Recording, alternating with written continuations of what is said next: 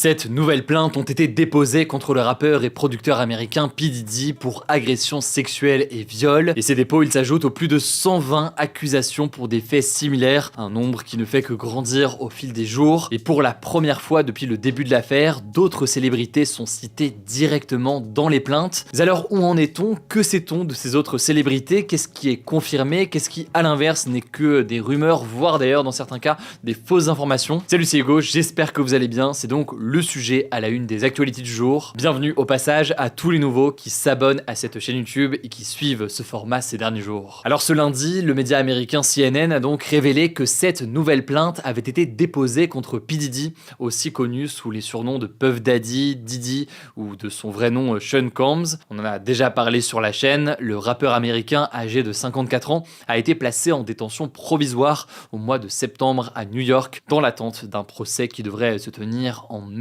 2025. Alors je vais pas revenir sur l'intégralité de cette affaire et de ces accusations parce qu'on en a déjà parlé à plusieurs reprises sur la chaîne, mais pour résumer dans les grandes lignes essentielles, il est accusé d'avoir utilisé son empire pour orchestrer un système de trafic sexuel violent pour violer ou agresser sexuellement plus de 120 personnes, dont de nombreuses personnes mineures et extrêmement jeunes dans certains cas, en leur donnant de l'alcool ou des drogues pour obtenir leur soumission. Une affaire donc extrêmement grave, à l'ampleur potentiellement colossale. À noter que P. Diddy de son côté dément avoir agressé sexuellement quiconque, adulte ou mineur, homme ou femme. C'est ce qu'indiquent ses représentants qui ont été contactés par CNN. Alors pour en revenir aux 7 nouvelles plaintes, 2 viennent de personnes qui affirment qu'elles étaient mineures au moment des faits, dont une âgée de 13 ans au moment du viol qu'elle évoque dans sa plainte. Il y a un élément que l'on peut noter avec ces nouveaux dépôts de plainte par rapport à tous les autres, c'est que pour la première fois,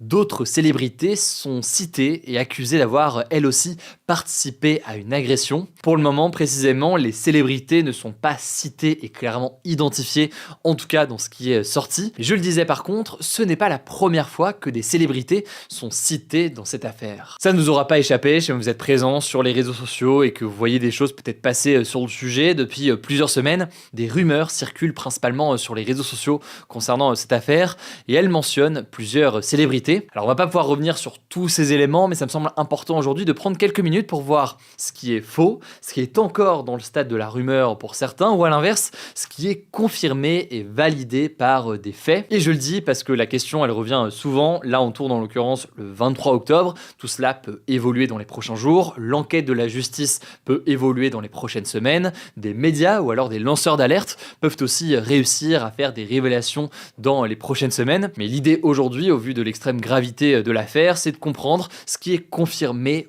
ou non à date sur le sujet. Déjà, ce que l'on sait, et ça en l'occurrence il y a eu de nombreux témoins sur le sujet, c'est que P. Diddy, il est notamment connu pour les soirées qu'il organise depuis des dizaines d'années et auxquelles sont invitées de nombreuses célébrités américaines. Ça a été dans le passé Justin Bieber, Mariah Carey ou encore Beyoncé et Jay-Z. L'une de ces soirées les plus connues, ce sont ce qu'il appelle les freak-off, pour lesquels les participants sont invités notamment à porter des tenues excentriques. Et c'est notamment dans le cadre de ces soirées, au cours desquelles circulaient beaucoup de drogue, que plusieurs femmes dénoncent des viols et des agressions sexuelles. Du côté de la défense de P. Diddy, je le disais, on assure que tous les participants étaient consentants, mais d'après la justice américaine, ces soirées, je cite, sont le cœur de cette affaire et elles sont intrinsèquement dangereuses. Alors dans une vidéo qui date de 2016 et qui a été authentifiée par CNN, on peut voir la chanteuse Cassie, l'ex du rappeur donc, violentée par P. Diddy dans un couloir d'hôtel alors qu'elle tentait de s'enfuir d'une soirée freak-off selon l'accusation. Mais je vous le disais, sur ces soirées, il y a beaucoup de rumeurs sur les participants et notamment en premier lieu la question de Justin Bieber. En effet, il y a plusieurs vidéos, plusieurs images qui montrent une proximité entre les deux chanteurs et sur une vidéo de 2009, on peut entendre Diddy parler de Justin Bieber. Justin Bieber, pour le contexte, il était alors âgé de 15 ans et on entend Diddy dire, je cite, ce qu'on fait ensemble, on ne peut pas en parler, mais c'est clairement le rêve pour tout garçon de 15 ans. Il est avec moi pour les 48 prochaines heures et on va va faire des trucs complètement dingues. Par ailleurs, en 2011, P. Diddy disait, je cite, « Justin sait qu'il n'a pas intérêt à parler à la télévision de ce qu'il fait avec son grand frère Puff ». Alors pour certaines personnes, Justin Bieber serait une victime de P. Diddy. Certaines vidéos montrant leurs interactions devant la caméra iraient dans ce sens selon certains. Mais pour le moment, le chanteur canadien n'a jamais pris la parole sur le sujet. Il n'est pas cité dans les plaintes, il n'a pas non plus déposé de plainte lui-même. Pour résumer donc, il se connaissait, il y a aussi ces déclarations de P. Diddy, mais c'est à peu près tout ce que l'on sait aujourd'hui. En tout cas, l'enquête publiquement n'a pas dévoilé d'autres choses. Autre rumeur concernant Jay-Z et Beyoncé cette fois-ci.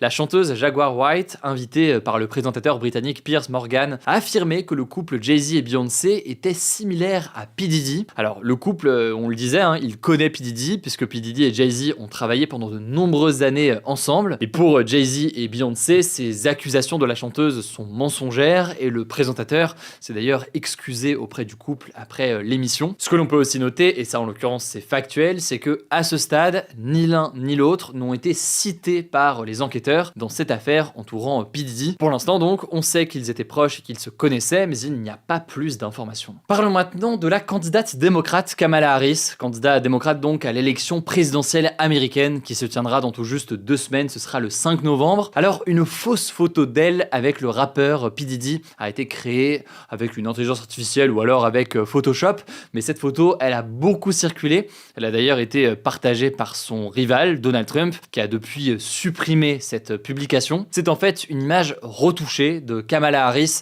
avec l'acteur Montel Williams avec qui elle était en couple en 2001. La tête de P. Diddy a donc été mise à la place de celle de l'acteur qui était en couple avec Kamala Harris sur ces photos ou ces vidéos que vous avez pu voir. Bon, et rapidement, les rumeurs autour de P. Diddy ne tournent pas uniquement autour des soirées. Certains internautes le suspectent de la mort d'anciens rappeurs comme par exemple Tupac qui a été tué par balle en 1996. Mais là-dessus, en tout cas aujourd'hui, Diddy n'a jamais été inculpé ni suspecté par la justice dans cette affaire. Et puis il y a une autre rumeur qui circule comme quoi P. Diddy aurait fait construire des tunnels secrets sous ses maisons pour faciliter ses activités illégales. Mais là-dessus, aucune preuve de tunnel n'a été découverte lors des perquisitions du FBI. Alors encore une fois, je me permets de le redire parce que c'est des questions qui reviennent souvent et je le vois souvent dans les commentaires de certaines de ces vidéos. On prend le temps de voir ce qui est vrai ou ce qui n'est pas confirmé. Faire ce travail de vérification, ça ne veut pas dire que l'enquête ne va pas évoluer dans les prochaines semaines. Et ça paraît évident, mais quand même, ça n'enlève absolument rien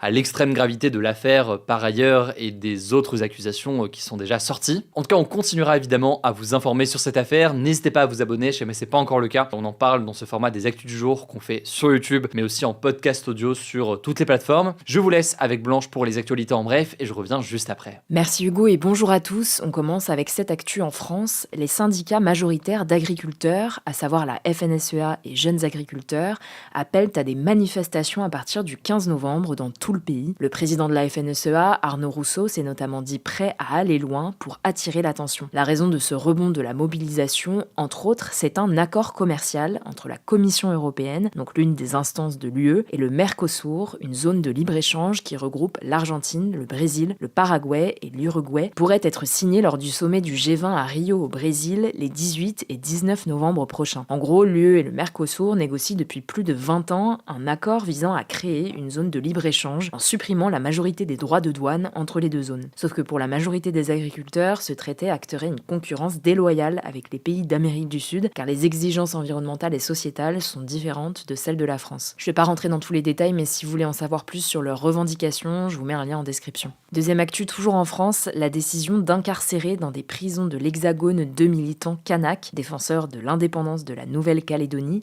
a été annulée par la Cour de cassation, qui est la plus haute juridiction judiciaire en France. Ces 2 militants, ce sont Christentin et Steve Hunet, qui ont été incarcérés en juin dernier dans l'Hexagone, plus de 17 000 km de chez eux. Ils sont soupçonnés par la justice d'avoir joué un rôle dans les violences qui ont secoué le territoire d'outre-mer français en mai dernier. Et donc depuis le début, ils contestent leur incarcération dans une prison aussi éloignée de chez eux. Ils avaient donc saisi la Cour de cassation qui leur a donné raison ce mardi. Alors attention, ils sont toujours en attente de leur procès et de toute façon leur situation va être réexaminée devant un juge. On vous tiendra au courant. Troisième actu, Israël a confirmé ce mardi avoir tué lors d'une frappe aérienne à Beyrouth début octobre Hachem Safieddine, le successeur pressenti d'Hassan Nasrallah à la tête du Hezbollah au Liban. Hassan Nasrallah, qui était donc le chef du parti islamiste libanais Hezbollah, avait été tué fin septembre lors de bombardements israéliens dans la banlieue sud de Beyrouth au Liban. Liban, mais personne ne l'avait remplacé jusqu'ici. Mais donc Hachem Safieddine, son cousin et membre du conseil de la Shura, l'organe dirigeant du Hezbollah, était pressenti pour lui succéder. L'armée israélienne a par ailleurs annoncé la mort d'Ali Hussein Azima, un autre responsable du Hezbollah, au cours de la même attaque début octobre. En tout cas, le Hezbollah a confirmé officiellement la mort d'Hachem Safieddine dans l'après-midi. On continuera de vous informer sur le sujet. Quatrième actu, le Royaume-Uni et l'Allemagne ont signé un accord de défense historique ce mercredi. Baptisé Trinity House Agreement, il a pour but, je cite, de renforcer la sécurité nationale et la croissance économique face à l'agression croissante de la Russie et à l'augmentation des menaces. C'est en tout cas ce que dit un communiqué du ministère de la Défense britannique. Alors cet accord, il prévoit plusieurs choses.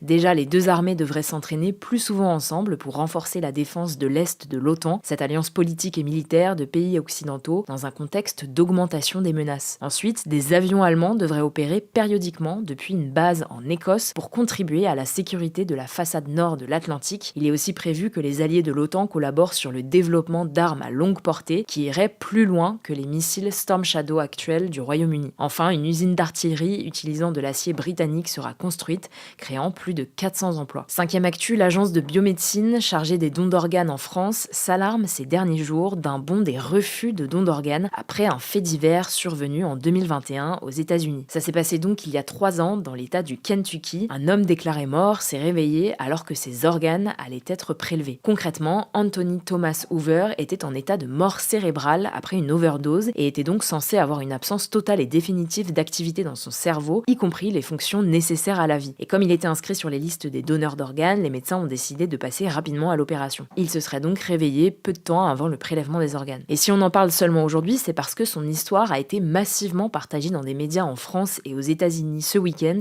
après un article du média américain NPR. Alors l'information n'a pas été vérifiée de manière indépendante par des médias français, notamment par l'AFP, et selon l'agence de biomédecine, elle est, je cite, hautement suspecte d'un point de vue des anesthésistes français. Je ne vais pas rentrer dans les détails, mais les procédures par lesquelles un patient est déclaré mort en France sont très strictes. En tout cas, au 1er janvier 2024, il y avait 21 866 patients inscrits sur la liste nationale d'attente pour une greffe d'organes. L'agence de biomédecine appelle donc toujours au don. Et on termine avec cette actu toujours en France. Le gouvernement pourrait bientôt autoriser les casinos en ligne, alors que la France est le seul pays de l'Union européenne avec Chypre à interdire ces sites. Officiellement, le texte vise à, je cite, limiter l'impact sur la santé publique des consommateurs, contrôler cette offre de jeu et tenter d'assécher l'offre illégale, sachant qu'entre 3 et 4 millions de Français joueraient illégalement sur des sites basés à l'étranger. Cependant, il y a aussi une autre raison, renflouer les caisses de l'État. Et oui, car cette proposition fait partie d'un amendement, donc une modification d'un texte de loi, déposé dans le cadre du projet de loi finance pour 2025. L'idée, c'est donc d'autoriser ces sites pour finalement les taxer. Et ce nouveau marché devrait être taxé très lourdement, à hauteur de 55,6% du produit brut de jeu. Concrètement, le casino en ligne pourrait rapporter jusqu'à 1 milliard d'euros de recettes fiscales par an à l'État. Le truc, c'est qu'en face, les casinotiers ne voient pas cette idée d'un très bon œil, craignant notamment une concurrence déloyale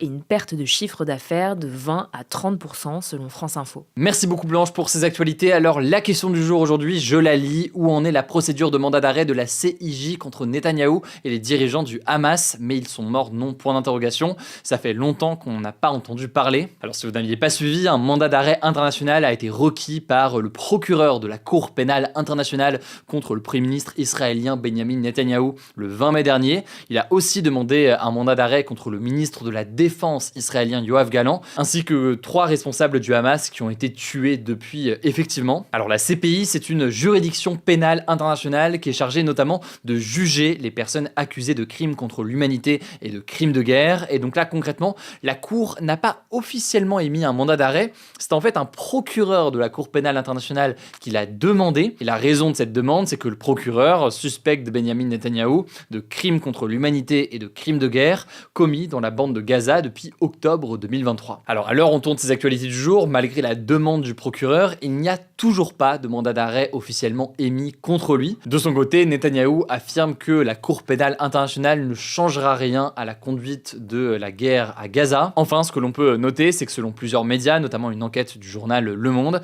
eh bien, un certain nombre de pressions sont exercées ces derniers mois sur la Cour pénale internationale pour ralentir cette procédure qui vise notamment donc Benjamin Netanyahou. Si jamais vous voulez en savoir plus, je vous mets les liens directement en description. En tout cas, je le disais, si jamais vous voulez plus d'actualités, n'hésitez pas à vous abonner à ce format ou à découvrir aussi tout ce qu'on fait sur notre chaîne YouTube dédiée au grand format que je vous mets en description. Il y a beaucoup de choses qui arrivent arrive dans les prochains jours. Rendez-vous aussi sur Spotify, Apple Podcast, Deezer, etc. Vous tapez Hugo Décrypte, vous pouvez vous abonner dès maintenant, comme ça vous êtes sûr de pouvoir l'écouter quand vous voulez. Prenez soin de vous, prenez soin de nos proches, et puis on se dit à demain pour une nouvelle vidéo.